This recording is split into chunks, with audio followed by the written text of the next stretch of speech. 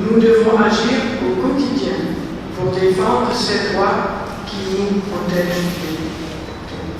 D'où l'importance de la journée des droits humains qui est célébrée chaque année le 10 décembre. L'ambassade de l'IVA a voulu marquer cette journée importante avec vous par l'organisation avec Maurice Ciné de la projection de ce beau film que nous venons de voir. J'aimerais féliciter vraiment Mamito, la réalisatrice de cette film. Ce court-métrage nous a donné beaucoup d'éléments pour un long débat. Je me pose déjà beaucoup de questions. La fille a-t-elle bien réagi? Et son droit de continuer son éducation scolaire, ou devrait-elle obéir à son père? Si elle avait accepté le mariage comme son père souhaitait, quels auraient été les risques pour elle? J'écouterai avec intérêt vos points de vue sur cette histoire. Et bien sûr, on peut y discuter. Merci beaucoup. Madame la proviseure, merci à Maurice Ciné de nous avoir donné l'occasion de venir projeter ce film pour la première fois. Il est réalisé depuis 2018, mais c'est la première fois qu'on le projette en public. Donc pour moi, c'est un très grand honneur. Ça me fait tellement plaisir de me retrouver devant des sœurs, des petites sœurs. Il y en a peut-être même qui peuvent être ma fille, parce que ma fille, elle va avoir 12 ans. C'est encore tout. Donc ça me fait très très plaisir. Et comme vous pouvez le constater, c'est un film qui a été réalisé dans le cadre d'un festival qui s'appelle Kino Bamako. Donc c'est un festival de techniciens de cinéma. On vient tous d'un peu partout en Afrique. On se retrouve dans un pays entre techniciens, entre scénaristes, entre réalisateurs, entre preneurs de son, entre cadreurs. Le temps d'une quinzaine de jours, on réalise un maximum de films. Et c'est des films à zéro budget, si ce n'est l'investissement humain. Alors, donc ce film a été écrit et réalisé avec le cœur, déjà pour commencer, avec une très grande conviction. La qualité technique n'est pas top, parce que je venais de sortir d'une école en tant que réalisatrice, donc c'était ma toute première expérience, et je ne cherchais pas à faire des merveilles. Je cherchais à faire passer un message.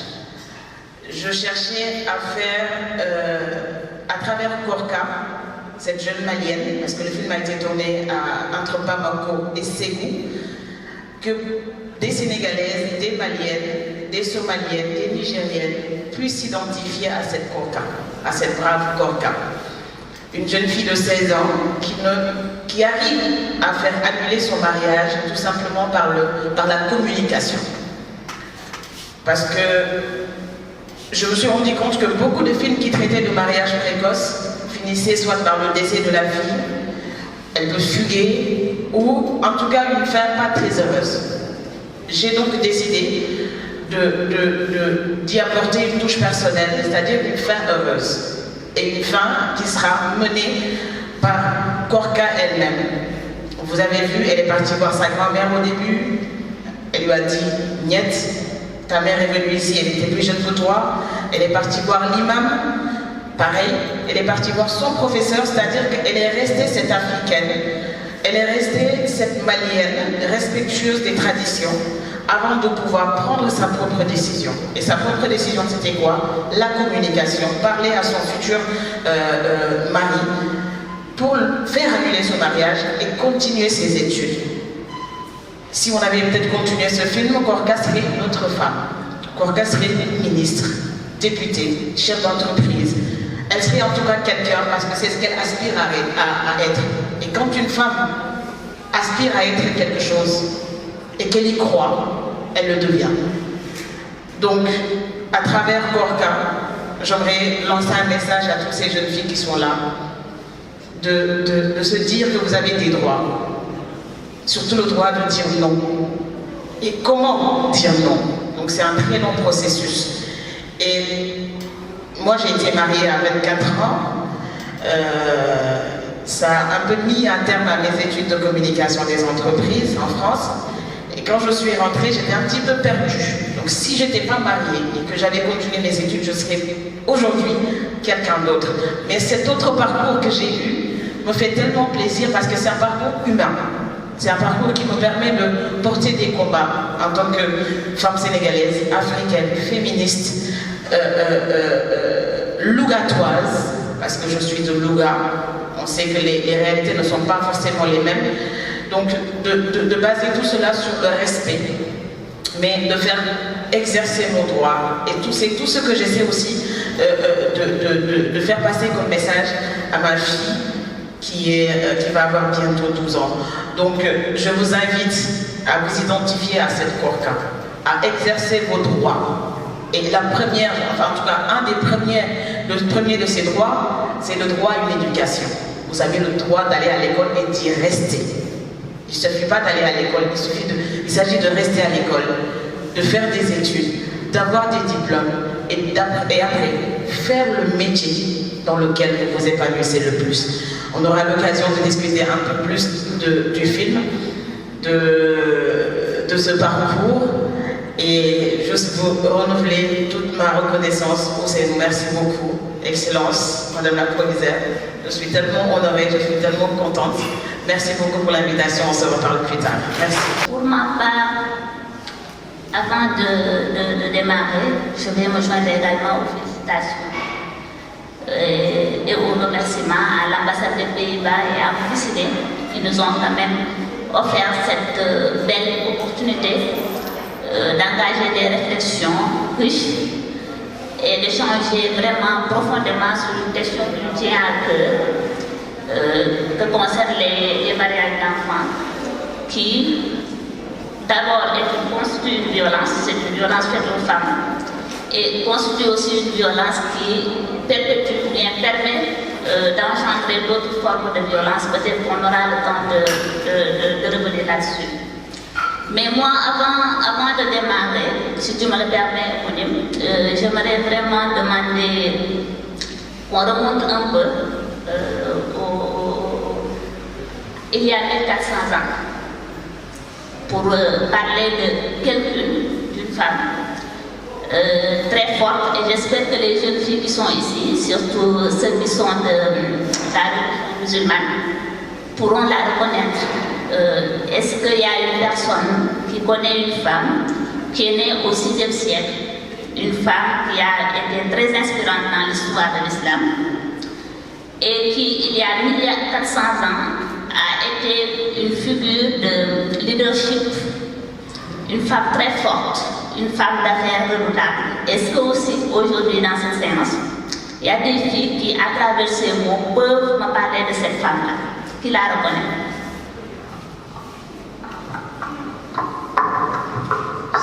C'est Khadija, la femme du prophète. Merci beaucoup. Absolument. Je suis revenue sur l'histoire de Khadija rapidement, parce que c'est une femme dont on ne parle pas beaucoup, mais qui a beaucoup influencé et qui a accompli des choses que beaucoup de jeunes filles et de femmes modernes aujourd'hui auraient aimé pouvoir accomplir. Comme je l'ai dit, elle était une femme d'affaires redoutable, elle avait sa propre entreprise. À la mort du patriarche, elle a récupéré l'entreprise et elle l'a développée. Au-delà de ça, c'est une femme qui a refusé un mariage. Si vous interrogez l'histoire, elle a refusé de se marier avec son cousin. C'est une femme aussi qui, de son propre chef, a décidé d'aller demander au prophète de l'épouser. Beaucoup de choses qu'aujourd'hui, on nous refuse, on nous voit un peu du n'importe quoi. Si on nous dit qu'une femme, une bonne femme, c'est la femme au foyer, c'est faux. Khadija était une femme musulmane, elle ne représentait pas ces types de critères-là. Si on nous dit aussi qu'une femme ne doit pas ambitieuse, c'est faux. Il faut refuser. On a des références en islam qui peuvent nous permettre de vraiment avoir des arguments pour remettre en question tous ces stéréotypes ou bien toutes ces croyances qui, à notre niveau, vraiment, nous trouvons très fausses. Pour nous, au niveau de la CONAM, pour lutter contre les mariages d'enfants, et je n'en doute pas, le film j'ai marqué Korka, mais nous soutenons carrément ce combat. Et pour vraiment nous accompagner dans ce qu'on est en train de faire. Il faut comprendre cette cause. 30 ans de poursuite, c'est pas un jour, 3 jours. Non, loin de là-bas. On doit s'imposer, créer des combats sur les réseaux sociaux, sur l'internet, là où nous pouvons aller. Mais juste de dire pas, oui, on a le droit de choisir. Merci de m'avoir écouté. Merci beaucoup. Tout à l'heure, Madame Aminata Sessa, elle parlait du mariage forcé au Sénégal et dans les régions. Mais je pense que c'est plus profond que ça. C'est dans les ethnies. Parce que tout le monde n'a pas accès à Internet, tout le monde n'a pas accès aux réseaux sociaux. Donc c'est plus profond que ça. Il y a nos grands-parents qui ont ça depuis qu'ils sont nés dans la tête. Du coup, pour eux, les petits-enfants, toute la décennie doit faire pareil qu'eux. Donc je pense qu'en dehors des réseaux sociaux, il serait mieux de faire des campagnes en personne, parce que tout le monde ne peut pas avoir les réseaux sociaux, et essayer de changer les mentalités, parce que c'est plus profond que ça. Merci. La morale et tout ce qui tourne autour de la culture, etc. et de la politique. Je voudrais, par rapport à cela, parler donc d'une écrivaine, parce que maintenant c'est accordé. Ananda Devi est une écrivaine de l'île Maurice. J'ai eu à lire donc 4 de ses romans. Et tous ces romans parlent donc de la condition de la femme en Afrique et dans le monde. Et le roman que j'ai, le premier, c'est a pour titre La rue de la poudrière. Et le personnage de l'héroïne, c'est Paul avec eux à la fin. Et il a été victime de cette déconsidération. Le couple attend donc un garçon, et finalement c'est une fille qui est venue et tellement maltraitée par son père, et son père l'a livrée donc à un proxénète. Et elle vivait donc de la prostitution. Et enfin, Paul donc va se révolter contre ses parents, accepter donc la prostitution comme source de libération. Et l'autre livre, donc, c'est le personnage principal, c'est Anjali. Anjali, c'est déjà marié. Et le roman, c'est Le voile de Draupadi. Dans le voile de Draupadi, lorsque l'équilibre familial est bouleversé, le mari de Anjali demande donc à sa femme de prendre donc les rênes, sauver donc la famille. Et malheureusement, Anjali, étant donné qu'elle n'a pas de force, elle n'a pas de ressources, finalement elle va se révolter contre la violence conjugale, mais de façon que je n'ai pas appréciée, parce qu'elle va évidemment tuer donc ses 2 enfants, comme donc vengeance, et donc demander donc le divorce. Donc les femmes, évidemment, à partir donc des œuvres littéraires, on voit qu'il y a tout à fait une très grande considération par les écrivains et les écrivaines qui veulent donner donc la parole à la femme, qui veulent donner encore une autre image de la femme de la société par rapport à la société traditionnelle. Et la société donc moderne voudrait que la femme soit maintenant maîtresse, évidemment, de ses décisions. Voilà, c'est ce que j'ai. Mais n'oubliez pas encore que, même si vous revendiquez votre droit, il faut savoir quand même que chaque pays, chaque continent, chaque Enseignez s'il vous plaît. a ses valeurs qu'on doit donc respecter, alors pour sa survie. Alors vous avez donc le droit de demander tout. N'oubliez pas ce que donc Ousmane Socé Diop a dit. Le développement donc du pays ne peut pas se passer sans la main féminine. Voici donc ce que j'ai à vous dire. Merci. Okay.